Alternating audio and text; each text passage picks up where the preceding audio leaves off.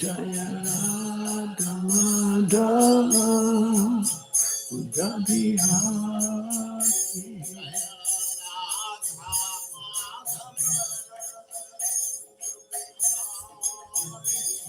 Jaya Radha Madhava Udabhihati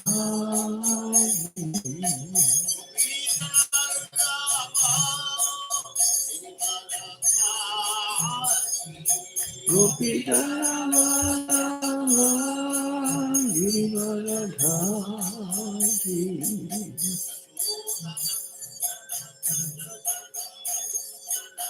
Yashodanandana Vraja Janarandana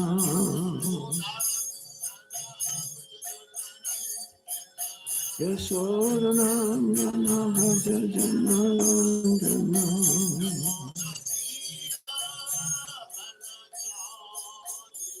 Anatira Brahmachari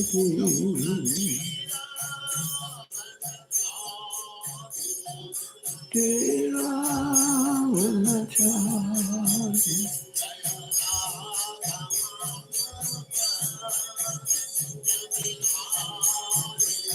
Tira Dhamadava Yadihati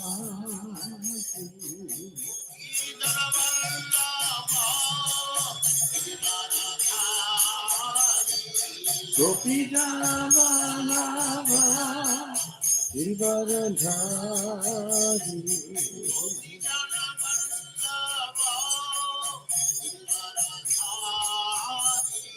Gopi Janavalava Girivaradhari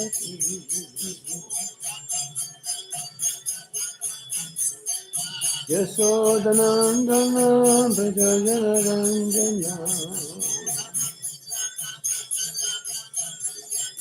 Yashodanandana Vraja Janarandana Yashodanandana Vraja Janarandana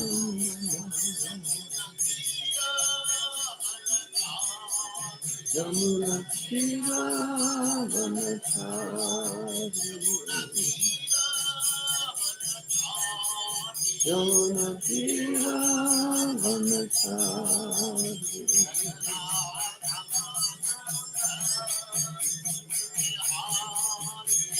Radha Madhava Kiyavihari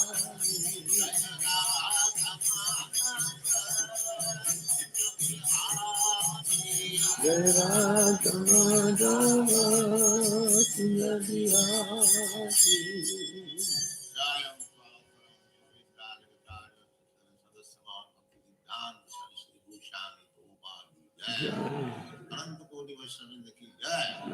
Namacharya Srila Hridas Thakur ki jai.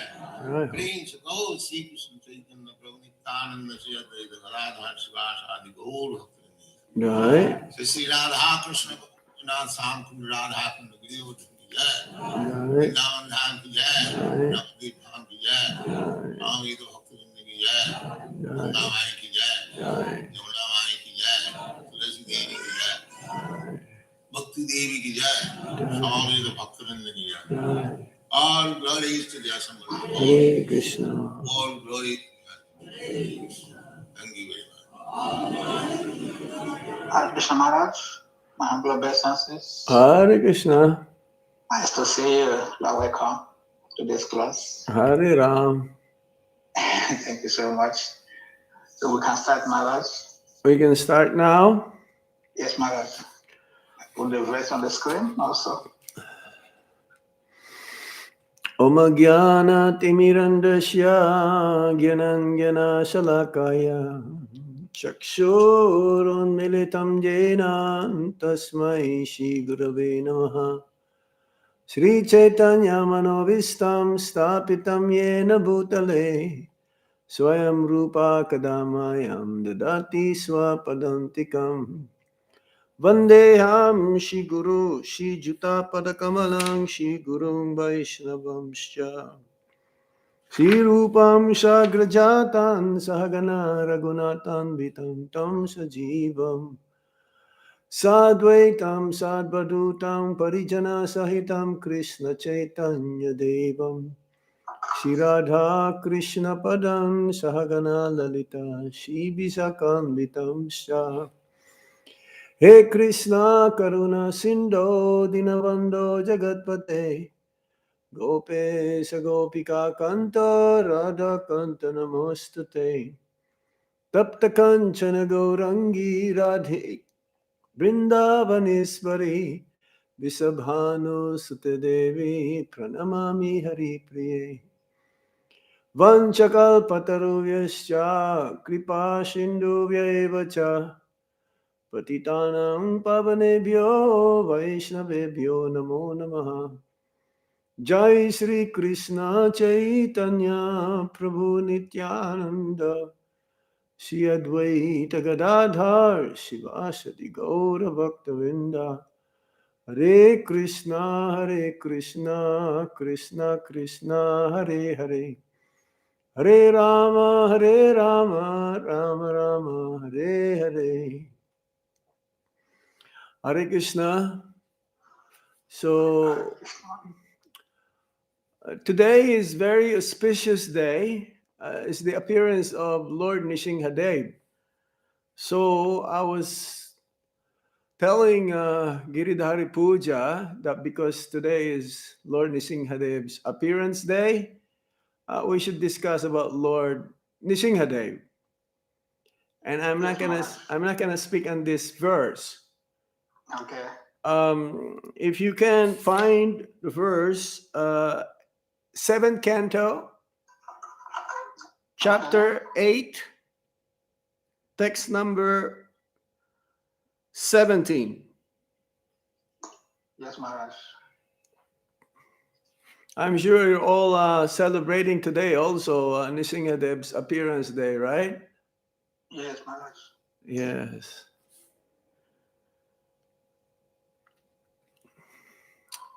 Om Namo Bhagavate Vasudevaya.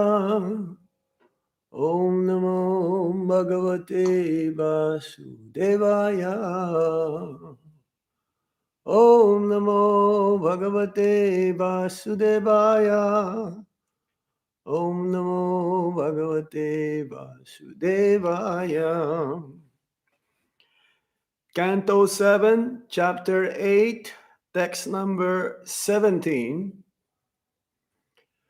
Satyang vidhatum nijabritya bhashitam vyaptim cha bhutesu akilesu chatmana adrisayatyad bhutarupam udbaham stambe sabayam namrigam namanusam Satyang vidatum nijabritya bhashitam Vyaptim cha bhutesu akilesu chatmana Adrishya tatyat bhutarupam udbaham Stamve sabhabhyam namrigam namanusam. Word for word meaning. Satyam, true, vidhatum, to prove, nija britya bhashitam, the words of his own servant Prahlad Maharaj, who had said that his Lord is present everywhere. Vyaptim, the pervasion, cha and bhuteshu, among the living entities and elements, akileshu, all, cha also, atmana, of himself, adrishyata, was seen, ati, very, adbhuta, wonderful, rupam, form, udbhan, taking, stambhe, in the pillar, sabhayam, within the assembly, not mrigam, an animal, nor manusam, a human being. Translation and purport by Srila Prabhupada. Srila Prabhupada ki jai.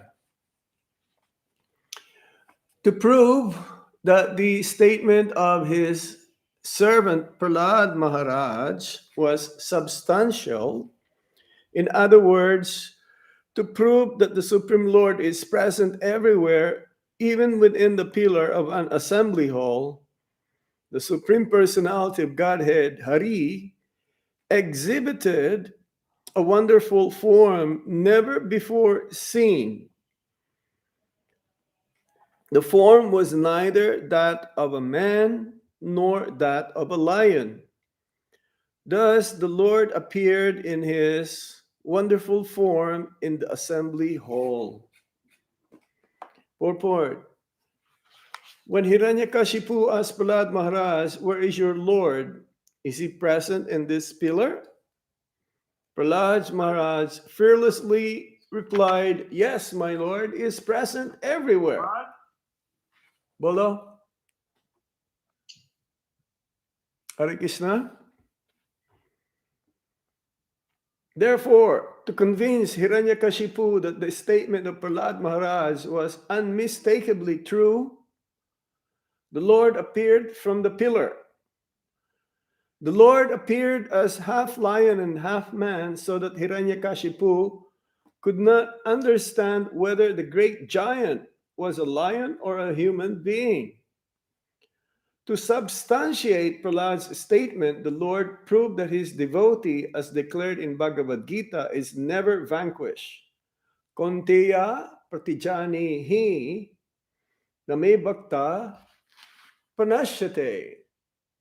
Prahlad Maharaj's demoniac father had repeatedly threatened to kill Prahlad.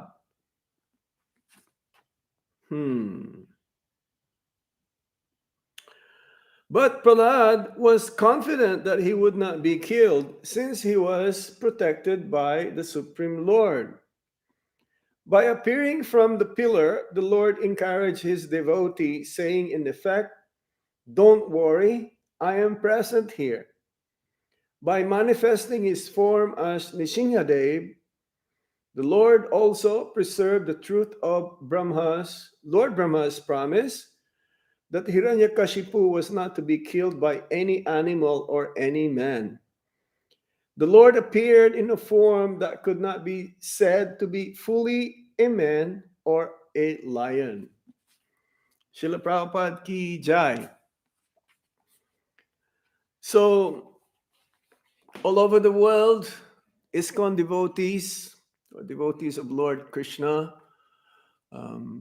is observing, especially today's appearance day of Lord Nrisimhadeva.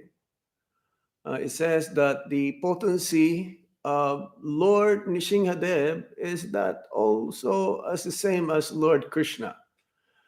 Even though Lord Krishna is Swayam Bhagavan, Purna Bhagavan, but these three features also, similarly with Lord Ramachandra, they can exhibit Lord Nrisimhadeva, Lord Ramachandra, and Lord Krishna. These are like the main features of the Supreme Lord. They're all equal in potency. And here, Lord Nrisimhadeva, Nrisingha, Nri means human, and Singha means lion. So half man, half lion incarnation of the Supreme Lord manifest in different age where at the dawn of creation, at the time when it's like the beginning, almost the beginning. But Lord Nrisimhadeva is a Kalpa avatar, and every Kalpa, that means in every 4 yugas, the Supreme Lord appears. Unlike Lord Krishna, he appears every 1 day of Lord Brahma. Not all the time, not every kalpa. Same with Lord Chaitanya Mahaprabhu. Lord Chaitanya Mahaprabhu also, he appears once in 1 day of Lord Brahma. This special feature of the Supreme Lord appeared to prove the words of his devotees, especially Prahlad Maharaj, that the Supreme Lord is present everywhere, as we've heard here from the sloka. To prove that the statement of his servant Prahlad Maharaj was substantial, or in other words, to prove that the Supreme Lord is present everywhere, even within the pillar of an assembly hall, the Supreme Personality of Godhead, Hari, exhibited a wonderful form never before seen.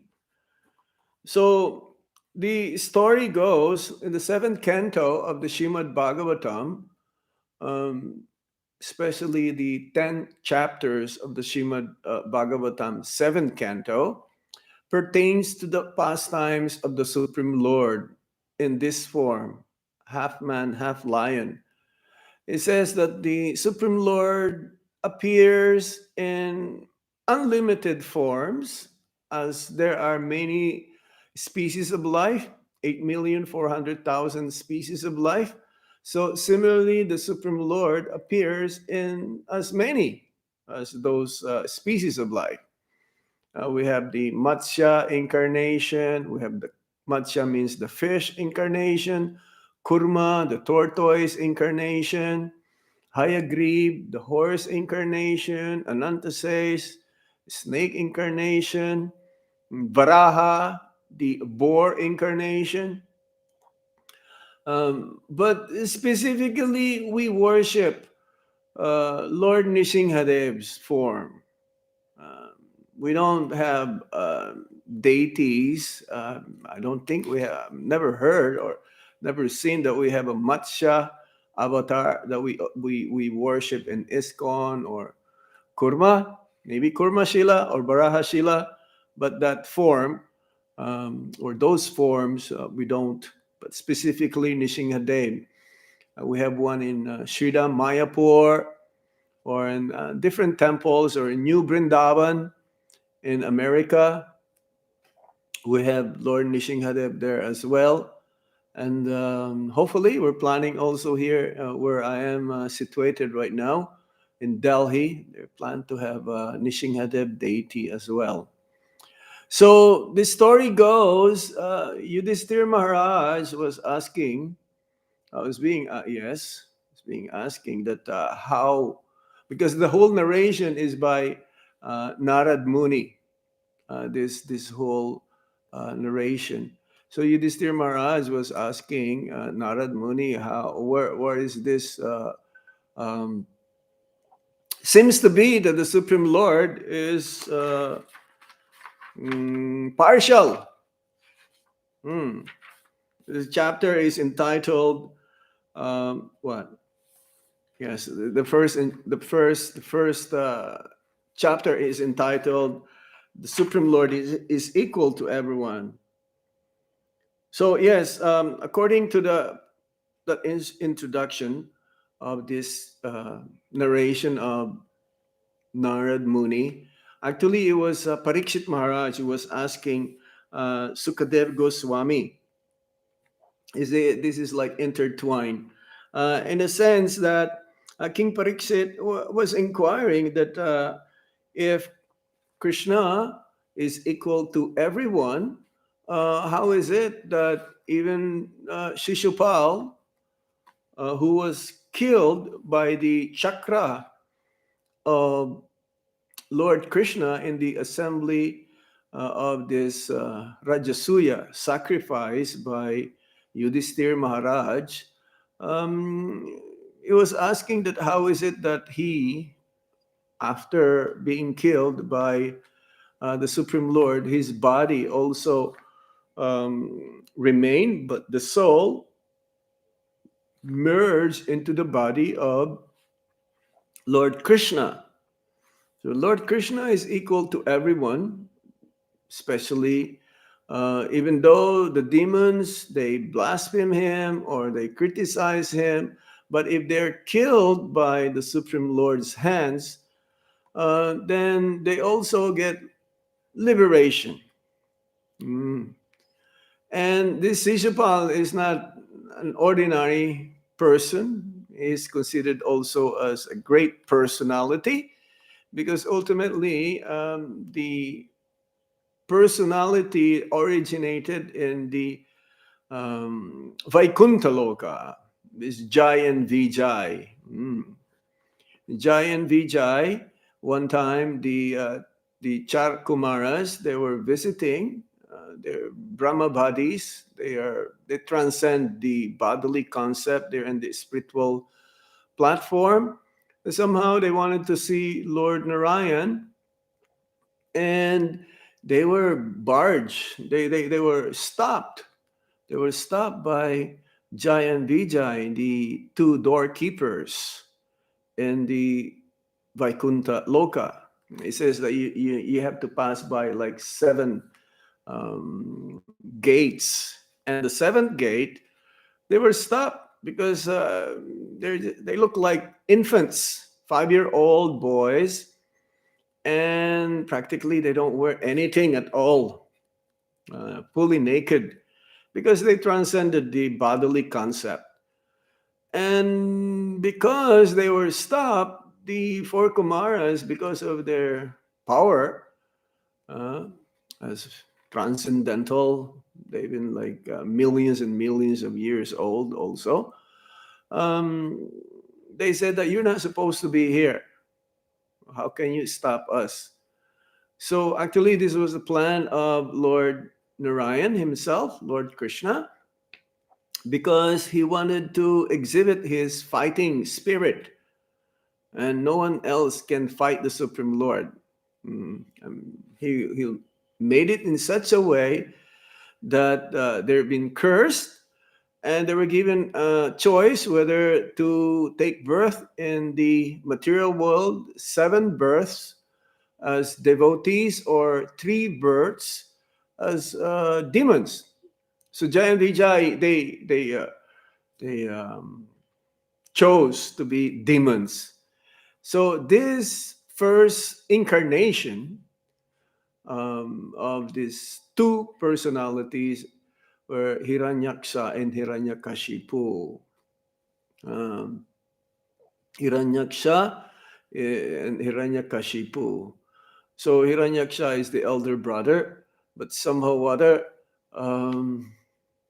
Hiranyaksha means his eyes always sees things as like gold. He wanted to see things materially motivated, and Hiranyakashipu means his eyes also. He wants soft bed and wealth and gold. Hiranyaksha Kashipu, soft bed, material sense enjoyment. This is what he wants. So the story goes that after some time, then they became Dantabakra and Kumbhakarna, and then and then Shishupal, and Dantavakra. The previous one is Ravana and Kumbhakarna. Yes. So the Shishupal actually is a cousin brother of Lord Krishna. The mother of Lord Krishna and the mother of Shishupal, they were sisters. And there was an omen saying that, yes, when this person, because Shishupal, when he took birth, he had 4 arms. And these 4 arms is very unusual in human platform, of course. And then somehow there was a voice from the sky saying that the person whom your child was talking to the mother of Shishupal, the person whom your child will see, and that person, when your child sees that person, the Shishupal, your son, will have only two hands, and he's the one who will kill your son. So because they're cousins. Then Lord Krishna came with some gifts, and lo and behold, as soon as Sisupal saw Lord Krishna, his two hands disappeared, and then he just saw the mother. The mother saw that, oh, Krishna will be the cause of my son's demise. So she begged immediately that, please don't kill my son. And Lord Krishna says, okay, I will not kill your son, but if he insulted me over 100 times, then that will be the cost of his death. And ultimately, in the Rajasuya sacrifice of King Yudhisthira, there is what you called the first ceremony will be to choose who will be the first person to be worshipped. And Sahadev, he proclaimed that it should be Lord Krishna. The Lord Krishna being the Supreme Personality of Godhead, because the Pandavas, they know that Lord Krishna is none other than the Supreme Personality of Godhead. So in this way, everyone also concluded, yes, he should be the one, except Shishupal. And he already, like, there's already a counter, and he already insulted and blasphemed and Lord Krishna 99 times. But then this 100th time, actually he was blaspheming also Lord Krishna, saying that Lord Krishna, he has two fathers, which is true, Vasudev and Nanda Maharaj. We don't even know what is his caste, whether he's a Vaishya or a Satriya. He is so lusty. He has so many wives, 16,108 wives. So how can we proclaim that he is the ultimate person first to be worshipped? So now Sahadev, because he was really wanted to have Lord Krishna to be worshipped, Shishupal started to criticize and blaspheme Sisupal, who claimed first that Lord Krishna should be the first one to be worshipped. So ultimately, the prediction was proven, because Lord Krishna, he wanted, he will not kill Lord Shishupal, not until he blasphemed over 100. And he wanted to fulfill the mother of Shishupal's request to not to kill him, but because Shishupal blasphemed Sahadev, that this happened. So indirectly, actually, Lord Krishna is being glorified here. There is the verse in the 7th canto of the Srimad Bhagavatam in the first chapter, that ultimately the key to attain Krishna is absorption. The key to attain Lord Krishna is absorption. Just like King Vina also is blaspheming the Supreme Lord, but he's not absorbed. He's always in that mood of against the Supreme Lord, but he's not focused. However, Shishupal, he may be so much enmity of Lord Krishna, but he is absorbed. It says here, Tasmad Bairanubadena Nirbhairena Bayenava Snehat Kamenava Yunjat Katanchit Nikshate Pritak. Therefore, by enmity or by devotional service, by fear, by affection, or by lusty desire. By all of this, or any one of them, if a conditioned soul somehow or other concentrates his mind upon the Lord, the result is the same. For the Lord, because of his blissful position, is never affected by enmity or friendship. Yes, if one prays the Supreme Lord, the Lord is happy, he's being praised, but ultimately the benefit is for the one who is doing the praising or the glorification. And if one blaspheme or criticize the Supreme Lord, the Lord never gets affected, but it is the one who is blaspheming or criticizing the Lord who will get the karma. So, but the main purpose, though, is that even though one is averse, it says here, by fear, by affection, by lusty desire, or by devotional service, any one of them, if somehow or other, if they concentrate their mind up to the Supreme Lord, then the Supreme Lord gives the same result. Because ultimately, those who have material desires, and if they worship the Supreme Lord or think of the Supreme Lord, they become purified ultimately.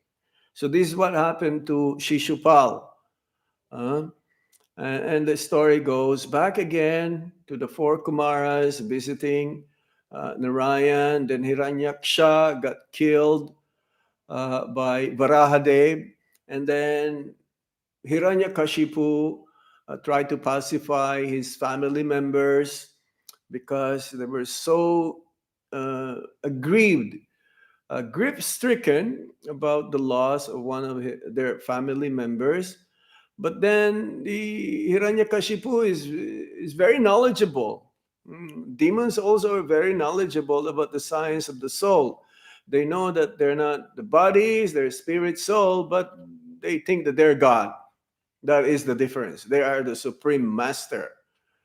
So Hiranyakashipu, he pacified the family members, and ultimately he became averse. He wanted to revenge his family. He wanted to revenge against the Supreme Lord, so that his family members will seek justice. The justice will be served. And then to do this, because he knew that he becomes very, very powerful, especially performing austerities, that he'll be able to gain the attention of Lord Brahma. So he performed great austerities in Mandarachala hill. He was standing on his toes, and his hands is like raised up, going up to the sky. And he was doing this for thousands and thousands of years compared to our year or time calculation, of course, that he's not able to contain himself, that fire starting to emanate from his head, and the whole universe become disturbed. The whole universe became disturbed. Practically no more flesh, only bones, and mounds of earth starting to cover his body, covered by ants. So the demigods, they thinking that if this continues, then there'll be a dissolution. The whole universe will be devastated. So they approach Lord Brahma, and because of the austerities of Hiranyakashipu, then Lord Brahma came down to the earth, and then he as soon as he saw that there is this mound of earth, of course he knew that this must be Hiranyakashipu, So from his kamandalu, there's some water, and then he poured the water there, and emerged from that mound of earth is the body of Hiranyakashipu, turned into golden, very effulgent, very effulgent. So Lord Brahma asked, what kind of benediction you wish to have? Because usually one performs austerities and there is a reaction or benediction will be given, a boon will be given in return. So usually demons, they think for themselves. Unlike the devotees, they perform austerities to increase love for Krishna. It's like Ekadasi. So we had the Ekadasi the other day. This very singular. This Ekadasi is very, very rare. It only occurs like once in 1,000 years, because the three titis are there: Ekadasi, Dwadasi, and Trayodasi, all at the same time. And then there is like a residual of Trayodasi yesterday, and now we're observing Chaturdasi. So then he asked, what kind of benediction you wish to have? Brahma asked Hiranyakashipu, and Hiranyakashipu says, oh, I wish to become immortal. What? Immortal? I myself also die. After 311 trillion years, I am also have to die. How can I give you this boon? So now Hiranyakashipu would like to go around and trying to trick Lord Brahma. Okay, you give me a boon that I will not die neither day nor night. You give me a boon, and then Lord Brahma says, "Tatastu." Okay, so be it.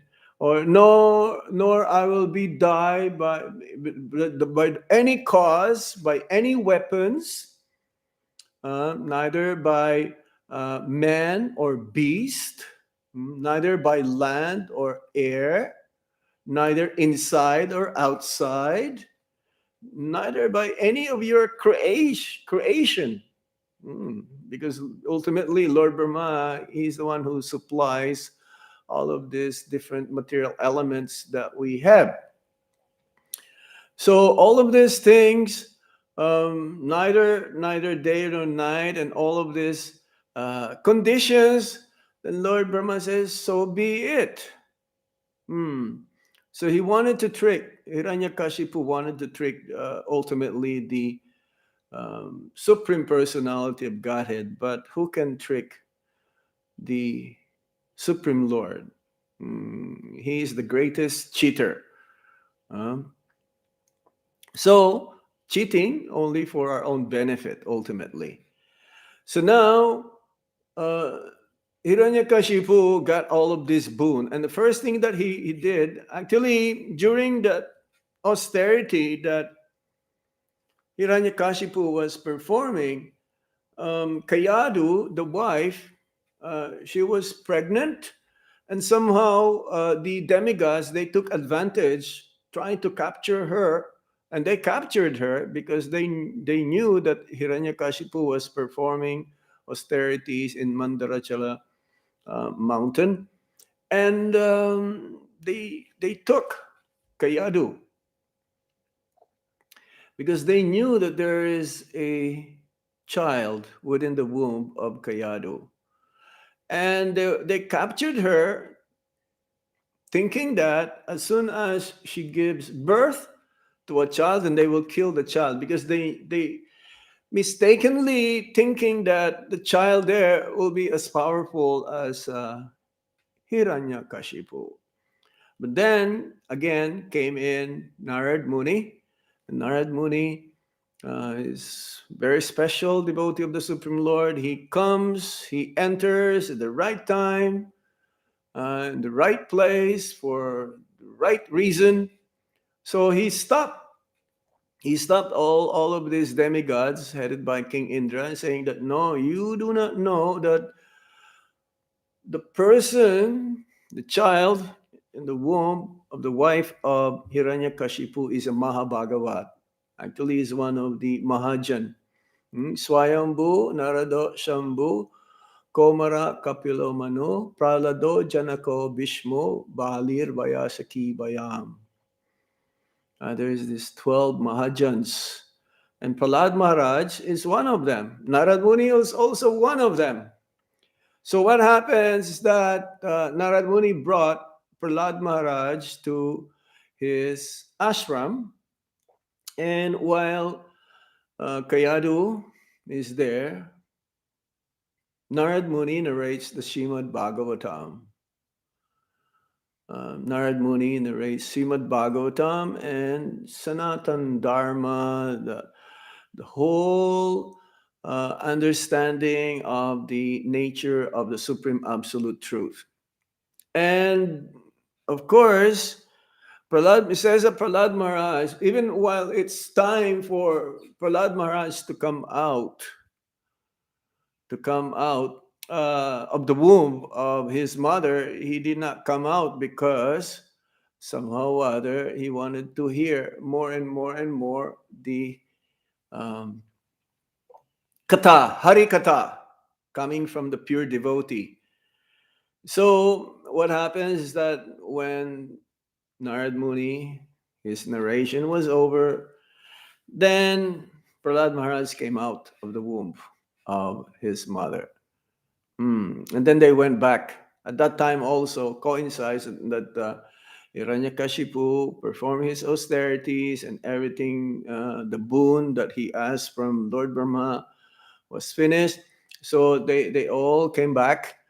But this time, Hiranyakashipu would like to become the king of all kings. He would like to be the emperor of the whole universe.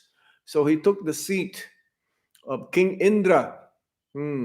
Everyone became like menial servants of Hiranyakashipu except Lord Brahma and Lord Shiva. All the demigods, practically all of them. So what happens next is that he stopped the brahmanas from offering to the Supreme Lord the yagya, or if others will do yagya, he reversed everything. Hiranyakashipu, because yagya is meant for the pleasure of Lord Krishna, but then he made it became so powerful that those who will perform yagya actually will displease the Supreme Lord. And those who did atrocious activities, sinful activities, will get some result which is like favorable for them. He reversed all of this. And so Hiranyakashipu would like to have his son, Prahlad Maharaj, to be like him, if not better than him. And so he sent his child to the Gurukul. Gurukul means the school of the spiritual master. Then the demons, they have also their guru or teacher, but not for spiritual advancement. Their guru actually ultimately is Sukracharya, and he had his two sons, Sanda and Amarka, that they're the ones who are teaching in the Gurukul. So Hiranyakashipu would like to have his child. Prahlad Maharaj knew the art of cheating, knew the art of being dishonest, knew the art of rule and divide. So these are the demon's qualities. But he did not know that Prahlad Maharaj is a pure devotee of the Supreme Lord, the Mahabhagavat. So one day, I mean, in the school also, Prahlad Maharaj, I mean, whatever the teachers are teaching to him, he just like he didn't care less. And during the tiffin time or recess time, he would teach his classmates. He would teach his classmates about the nature of the absolute truth. Hmm? Prahlad Maharaj was completely cultured as a qualified Brahmana, having very good character and being determined to understand the absolute truth. He had full control of his senses and mind. Like the super soul, he was kind to every living entity and was the best friend of everyone. To respectable persons, he acted exactly like a menial servant. To the poor, he was like a father. To his equals, he was attached like a sympathetic brother. And he considered his teachers, spiritual masters, and older God brothers to be as good as the Supreme Personality of Godhead. He was completely free from unnatural pride that might have arisen from his good education, riches, beauty, aristocracy, and so on. This is Narad Muni telling to Maharaj Yudhishthir about the nature of Prahlad Maharaj. So he was teaching. He was teaching. Um, so at the same time, this is like secretly. So when one day Hiranyakashipu, just like for some of you who are grihastas and you have also children, I'm sure sometimes when the child will come from school, you will ask your child, so my dear child, what did you learn from school today? Have you ever asked this from your children? Yes? Yes, of course. So the origin of this is Hiranyakashipu. So, but this time, Prahlad Maharaj says, because if, Hiranyakashipu asked Prahlad, what did you learn from your guru? So indirectly, actually, Prahlad Maharaj's guru is Narad Muni. Prahlad Maharaj's guru is not the Sanda and Amarka. No, this is like he didn't consider them as a teacher at all. They are cheaters, opposite opposite of teacher. So he says, Tatsadu manye suravarya dehinam sada samudvigna diyam asadgrahat hitbat mapatam griham andakupang banam gato yad darim asrayeta.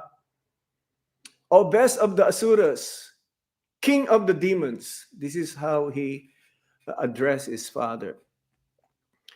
As far as I have learned from my spiritual master, that means Narad Muni, any person who has accepted a temporary body and temporary household life is certainly embarrassed by anxiety because of having fallen in a dark well where there is no water but only suffering. One should give up this position and go to the forest, Vana. More clearly, one should go to Vrindavana, where only Krishna consciousness is prevalent and should thus take shelter of the Supreme Personality of Godhead. So Prabhupada, he included or he made it in such a way that Van, or actually, when Kayadu was being narrated by Narad Muni, the Srimad Bhagavatam, actually it was in Narada Kund. This is a place in Vrindavan.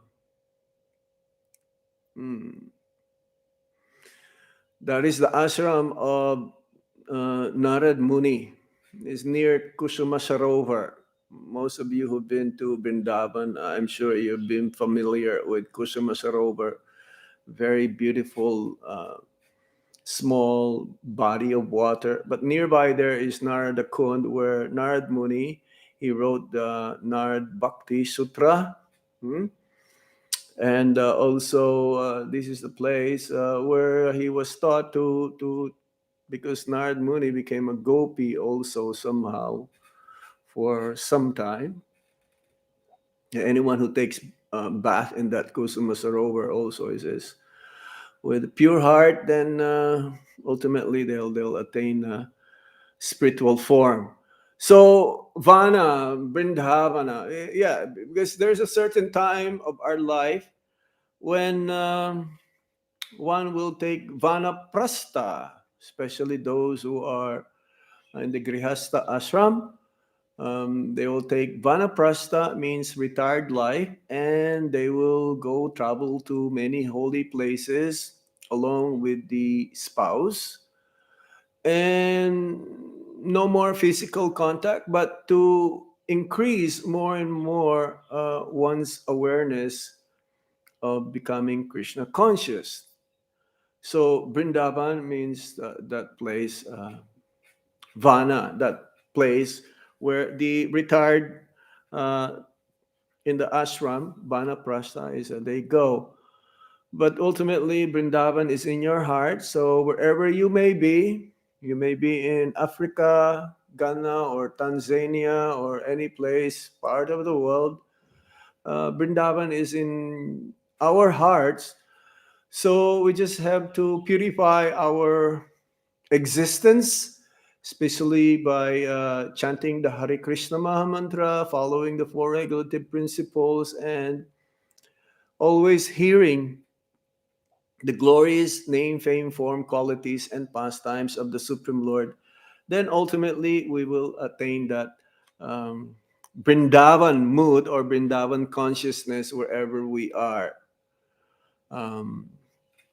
So now Hiranyakashipu became angry. Where did you learn this? How is this what's being taught in the Gurukul? So he called Sandayanamarka and says, "What is this? What is he talking about? There must be some Vaishnavas infiltrating the school. How else can he learn this? Huh? Because Sandayanamarka, they were denying. No. We we never taught anything like this in the school. This is ridiculous." So Hiranyakashipu wanted to make sure that it's heavily guarded, the Gurukul, and no other personalities go inside, especially Vaishnavas, followers or devotees of Lord Vishnu or Lord Krishna. So time passed by again, and then yes, he asked again. Hiranyakashipu asked again, Prahlad Maharaj, what did you learn this time?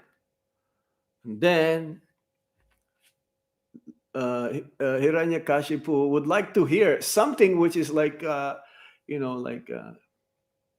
cultivating the cheating or becoming more advanced as a demon.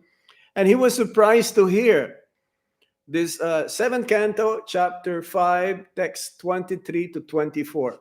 In all of Prabhupada's purports, if you encounter anything which is longer purports than this, you will never encounter any longer purports in the Shrimad Bhagavatam, especially in this Sravanam Kirtanam Vishnu Smaranam Padasevanam Archanam Bandhanam Dashyam Sakyam Atma Nivedanam Iti Pumsarpita Vishnu Bhaktischennavalakshana Kriyeta Bhagavati Adha Tanmanye Ditang Uttamam. Hearing and chanting about the transcendental body, name, form, qualities, paraphernalia, and pastimes of Lord Vishnu, remembering them, serving the lotus feet of the Lord, offering the Lord respectful worship with 16 types of paraphernalia, offering prayers to the Lord, becoming his servant, considering the Lord one's best friend, and surrendering everything unto him, in other words, serving him with the body, mind, and words. These 9 processes are accepted as pure devotional service. One who has dedicated his life to the service of Krishna through these 9 methods should be understood to be the most learned person, for he has acquired complete knowledge.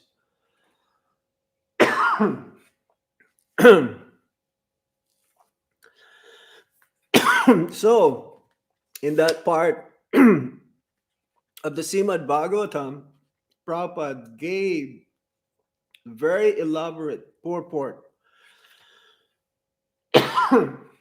Prabhupada gave very extensive explanation about these 9 processes of devotional service.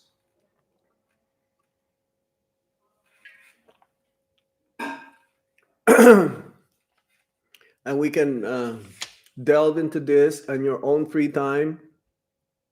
Study this 9 processes of devotional service. So yes, he was so surprised. He was very surprised. Where again, Hiranyakashipu was so angry now. He was so angry. He became so angry that he actually practically threw Prahlad Maharaj, and he made sure that actually because he was thinking, oh, this he's completely brainwashed now. So, and he was asking his son that where did you get this knowledge from? Where did you get this knowledge from? And he was saying that the same source where you get your strength from. So he started to punish Prahlad Maharaj because Hiranyakashipu, he understood that Prahlad Maharaj is on the other side. He's not with him. So he wanted to actually practically kill Prahlad Maharaj. And Prahlad Maharaj was saying that because of their uncontrolled senses, persons too addicted to materialistic life make progress towards hellish condition and repeatedly chew that which has already been chewed. Puna punas charbita charbananam. Their inclination toward Krishna are never aroused, either by the instructions of others, by their own efforts, or by a combination of both. How is it that they cannot understand? Nati vidu swarta gatim hi Vishnu. Persons who are strongly entrapped by the consciousness of enjoying material life, this is 7th Canto, Chapter 5, Text 31, and who have therefore accepted as their leader or guru a similar blind man attached to external sense objects, cannot understand that the goal of life is to return home back to Godhead and engage in the service of Lord Vishnu. As blind man, guided by another blind man, miss the right path and fall into a ditch. Materially attached man, led by another materially attached man, are bound by the ropes of fruitive labor, which are made of very strong cords, and they continue again and again in materialistic suffering. Again and again, suffering the threefold miseries. So he was talking, he was telling this to Hiranyakashipu. that if one wants to really get out of this material world, ultimately, the next verse says, na isang matis tavat urukramagrim sprisati anatar pagamo yad arta. Mahiyasang padarajo bishekam niskinchananam nabrinita yavat. Next text, that's text 32.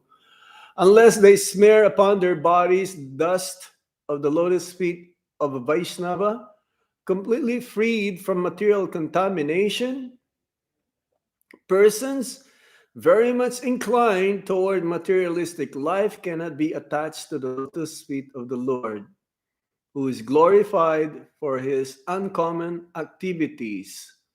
Only by becoming Krishna conscious and taking shelter at the lotus feet of the Lord, in this way, one can be freed from material contamination.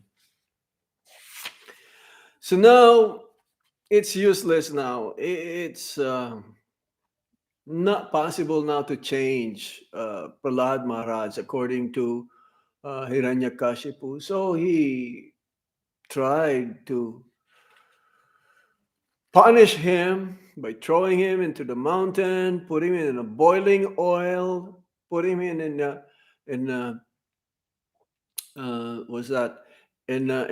pit with snakes and poisonous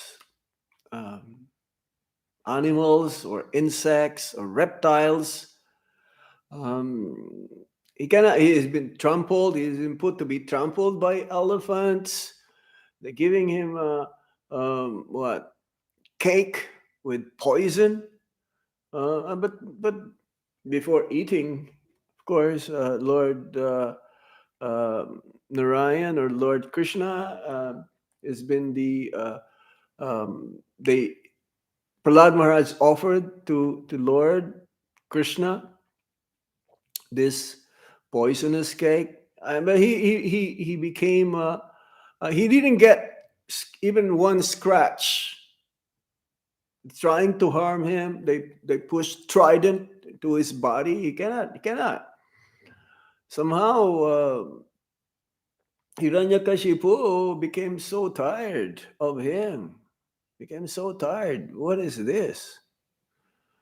You are not so fearful of me by just even the movement of my eyebrow. The whole universe, the residents of the heavenly planets, they will all run here and there in fear, but you are not so fear at all. Where is your God? Where is your God? And Prahlad Maharaj says he is everywhere, as we were reading here from that verse that we quoted right from the very beginning of this, the 7th canto, chapter 8, text 17. And then Hiranyakashipu took his sword and he asked, is he everywhere? Yes, Prahlad Maharaj said, he's everywhere. So is he in the pillar? Yes, Prahlad Maharaj says. And he struck the pillar. Then a big sound, thunderous sound, roar came from nowhere. They were looking where is this sound coming from. I didn't know that actually Nrisimhadeva appeared. The half man, half lion incarnation of the Supreme Lord. Nrisimhadeva Bhagavan K. That now he was so surprised. Hiranyakashipu was so surprised. They'd never seen such a personality like this or a creature like this. So then that was the start. That was the start of the battle. Hiranyakashipu, he was thinking, what is this creature that is half man and half lion? So he studied the form of the Lord and trying to decide who the form of Nrisimhadeva standing before him was. He was so surprised. Never seen a personality like this before. So to prove the words of his devotee, Prahlad Maharaj, Nrisimhadeva appeared, and the battle ensued, started. And the battle actually, Lord Nrisimhadeva says it's just like playing. For him, this is only a play. Sometimes it looks like, oh, Lord Nrisimhadeva is being defeated, but no. They started to fight without any more weapons. In the beginning, a club with the weapons. And then immediately when the right time came, it was dusk. It's neither day nor night. Lord Nrisimhadeva took Hiranyakashipu on his lap. This is neither in the sky or nor in the land nor in the water. And he put him. It says that this fight took hours, not just immediately, like within few minutes. No, it took hours.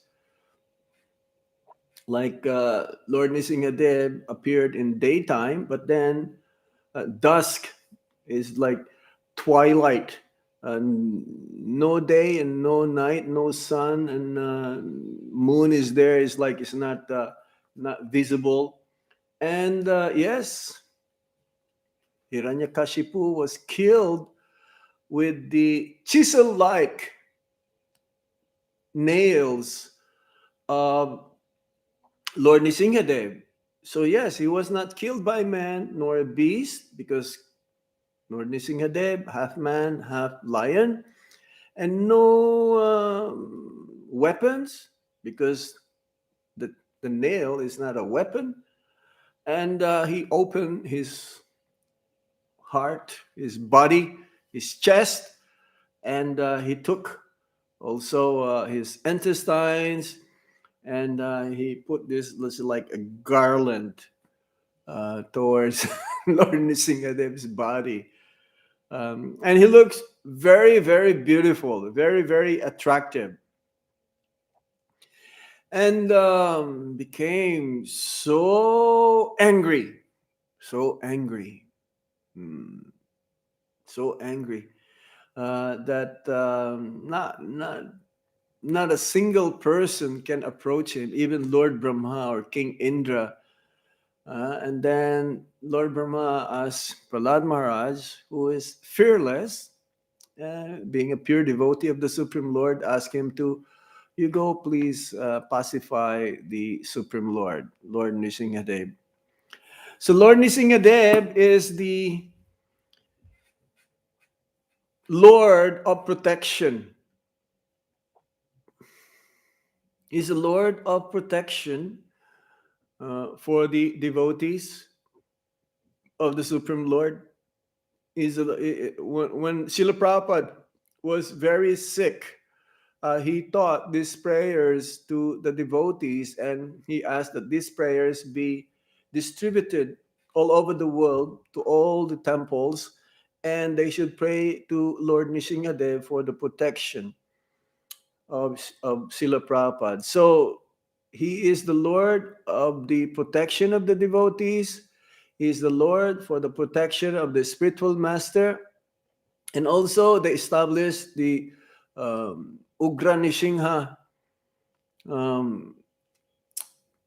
this deity of Lord Nrisimhadeva in Mayapur for the protection of our movement, for the protection of our movement all over the world.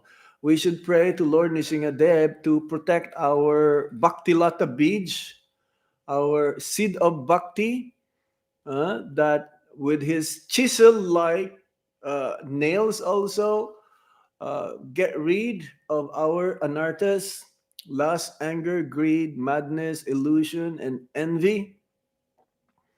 And ultimately, we should pray to Lord Nrisimhadeva to get rid of the obstacles that is in the path of our execution of devotional service. The path of devotional service in the beginning is like this. That's why we have to follow the four regulative principles, chant Hare Krishna Mahamantra, perform this Vaidhi sadhana bhakti. And for the neophytes, it's not so easy to perform this because we became conditioned since time immemorial for many, many lifetimes. So the obstacles are here, like criticizing or blaspheming or becoming proud, attraction for material desires, attraction towards the opposite sex, laziness, all of these things. There's a cheating propensity, um, tendency to lie, and all these things. These are all obstacles in our path of devotional service. But if we pray, especially today, to Lord Nrisimhadeva, then by His mercy, um, we'll be able to get rid of these obstacles, and our path in the process of devotional service will become smooth, and ultimately we will attain love of Godhead, love of Shri Shri Radha Shama Sundar. I will stop here now. I'm sorry I went over time, but I'm sure we missed a lot of important points, but we just mentioned some of the points that I can remember right now. But nevertheless, I'm very happy to be amongst you today, to share some of these pastimes of Lord Nrisimhadeva and Prahlad Maharaj. If Thank you, there, Maharaj. And a wonderful class. I'm grateful that you came today with narrations. I have a question. Okay. On the course of your lecture, you mentioned we shouldn't be attracted to material things, and you mentioned that Hiranyaksha means material, looking after material things, and Hiranyakashipu wants soft bed, wealth, and gold. My question is, in the Vedic scripture, all the kings who are devotees of Krishna, they all have all this gold, all this wealth. Right. And the Pandavas also. Right. But they are still devotees of Krishna. Right. So my question is, why do we have to not to look after all this wealth when the kings who are great devotees also possess them? Well, usually they're called Raja Rishis, the kings during the Vedic times. They are saintly kings. They use whatever they have for the service of the Supreme Lord. They don't hoard things. Just like nowadays, we've heard some leaders, even some poor countries, but they're like they have so much riches in their vault, but they use it for their own sense enjoyment or for the future of their family members. The real kings, they will use whatever is in the treasury to benefit the citizens. Whatever they have, they offer it back to Krishna. It's like King Yudhishthira, he was performing this Rajasuya sacrifice. He collected so much wealth and money all over the world, just to please the Supreme Lord and to atone, because he knew that there in the battle of Kurukshetra many people died, so he wanted to appease the souls. So similarly, in our neophyte stage right now, the accumulation of wealth could be a destruction, could be hindrance, because we will not use it properly. That's why we need guidance of the spiritual master. We need guidance of guru, that if we have something that Krishna gave us, then we can ask the spiritual master how to use them properly. Usually, um, just like the Goswamis, Rupa Goswami, he would give 50%. Of course, that was after his retirement. He gave 50% of his income towards propagation of Krishna consciousness, 25% for himself, just in case of emergency, and 25% for his family members, just in case also they need them. So material things, nothing is wrong. But the problem is how we use the material things. It's like we use computers, we use cars, we use the planes, we're traveling. We use material things, but then we use it for the pleasure of Krishna or for his service. Then we don't get reaction. The reaction is that we become purified, not that we get more karma, that we will take birth again and again in this material world. So that's why we need guidance. We need proper direction that comes from those who are self-realized spiritual master. We can ask them if we have this and how to use them properly, the material wealth. Otherwise, it becomes a hindrance, and we become more greedy. We should be, as Prabhupada's motto for Iskcon is simple living, high thinking. You may have so many wealth, so many material things around you, but then if you are not Krishna conscious, what is the use of that?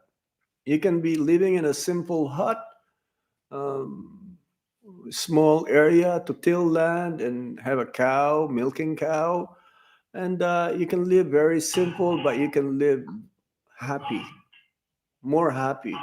That is the definition of happiness. The definition of happiness is less is more. All right. So that's good. It's a good question.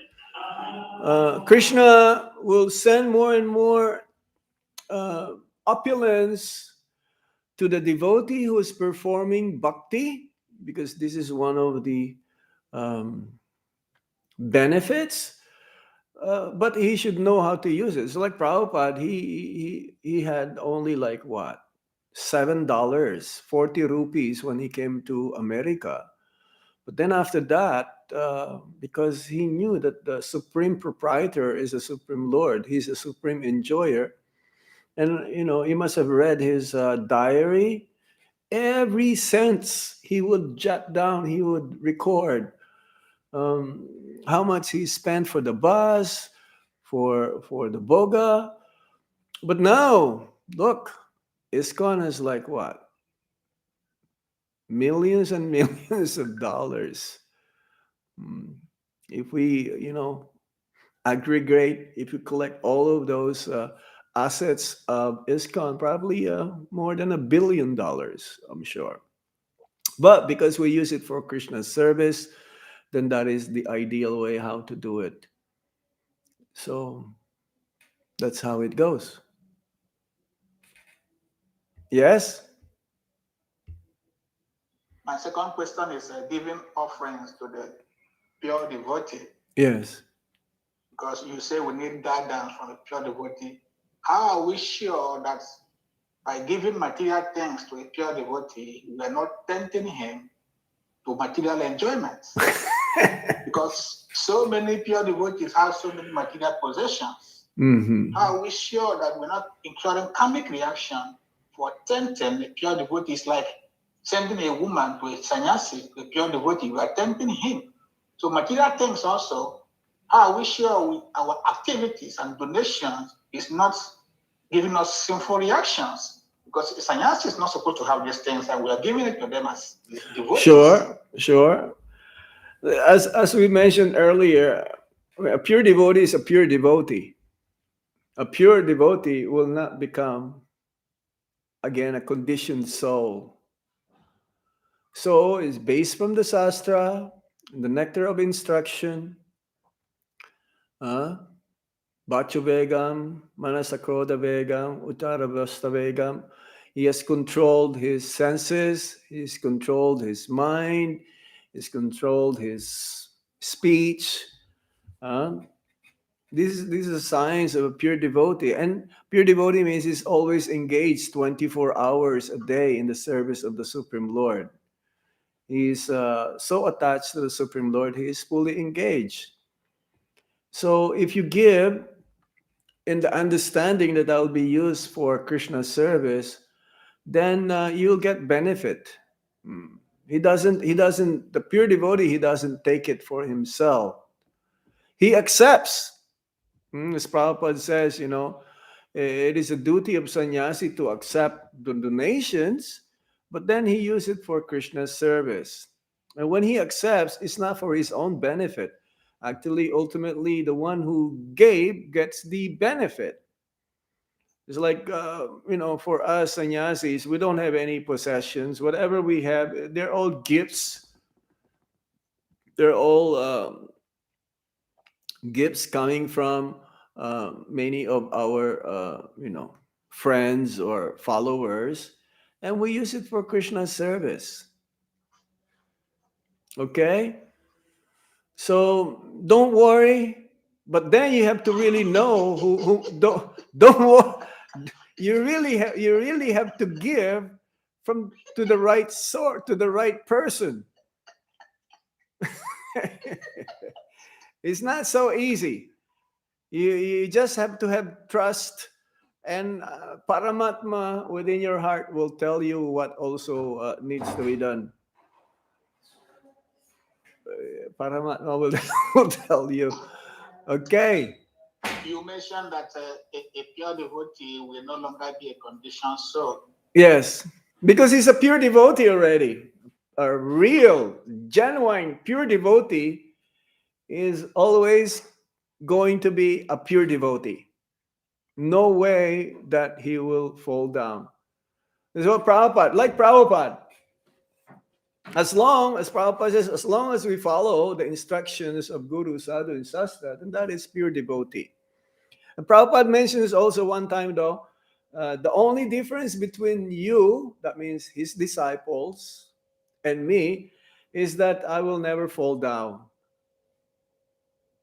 Okay, so as long as we follow in the footsteps of Srila Prabhupada, then we will also be in that platform, following in his footsteps. Okay, so material wealth may be there, may be given or offered to the pure devotee, but then he uses it for Krishna's service. Projects, temples, preaching, book distribution, and so on. Okay? Thank you. This is not so easy. Huh? Prahlad and Nrisimhadeva. Yes. Why is it that Nrisimhadeva doesn't respond to most of devotees' prayers for protection or for healings? How do you know? Because the way he responded to Prahlad Maharaj in all circumstances. There are so many stories of devotees. They were in danger, and they will chant the Nrisimha prayers, and they'll be saved. Many stories. many stories all over the world. Like person or devotee who's in danger, someone is attacking, and then he will say, Nrisimhadeva! And then the person who is going to attack stop, because he heard the name of Nrisimhadeva. Many devotees pray to the deities of Prahlad Nrisimha in Mayapur. Some of them, there's an instance that the doctors found that he has a cancer, but then he prayed to Lord Nrisimhadeva, and somehow cancer is gone. So again, ultimately is a question of our faith towards Lord Nrisimhadeva, because he is the Lord of protection. If our faith is not so much, then the Lord reciprocates accordingly. But if our faith is strong, then the Lord also reciprocates according to our faith. Okay. Thank you, Maharaj. Anything else? I have to go because, sir, I would like to spend more time with you, but we have Abhishek at 5:00 here. Okay. This class we can continue about Lord Nrisimhadeva, about Yes, ma'am. So we ask all devotees to kindly unmute yourselves and lecture Hare Krishna Maharaj coming. We expect him next month. Hare Krishna, Hare Krishna, Krishna Krishna, Hare Hare, Hare Ram, Hare Ram, Ram Ram, Hare Hare.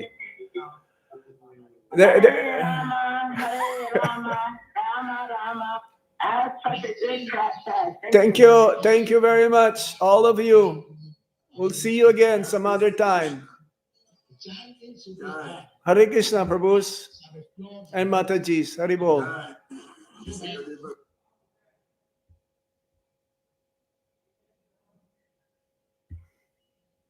Hare Krishna, everyone. Dubai, Italy, Rome, India, Canada, Philippines. Hari Hari. Thank you all.